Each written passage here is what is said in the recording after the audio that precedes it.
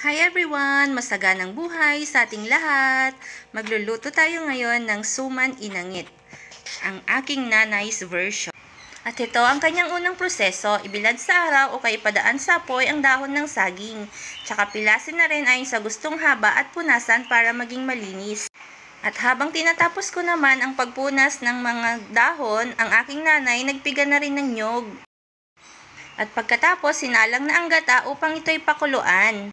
At kapag kumukulo na ang gata at napansing meron ng namumuo, ibig sabihin niya nag-evaporate na yung ibang tubig niyan.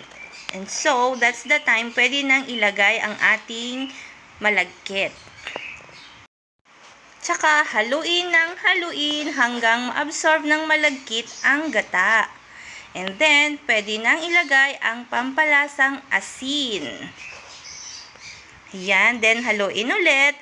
And then, pag natuyo na ng konti, pwede na rin ilagay ang konting asukal, yung saktong asukal lang, yung para mag-blend ang alat, tamis at linamnam ng gata. At yan, haluin lang ng haluin. Kailangan dito yung pangmalakasang braso talaga. Ayan, kasi medyo mahirap na yan halukayin dahil malagkit-lagkit na rin siya. At yan, ang aking nanay, sanay na sanay niyan sa paghalukay niyan. And then, kapag naiga na o kaya half-cook na yung malagkit, yan, pwede na nating hanguin, then ready nang ibalot sa dahon ng saging. And then, dito na tayo sa pinakagusto kong part, ang pagbabalot. Madali lang naman siya, guys, parang nagbabalot ka lang ng lumpia. Itong pinakagusto ko kasi ito na yung time na magkukwentuhan kami ni nanay.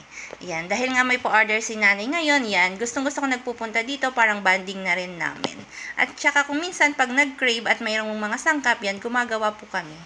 Ayan, ready na po siya for salang. Balang ginawa po pala namin dito, pinakuluan po namin sa tubig. Minsan kasi, pwede rin siyang i-steam. And yan, ready to eat na ang ating suman inangit. Thank you for watching, guys!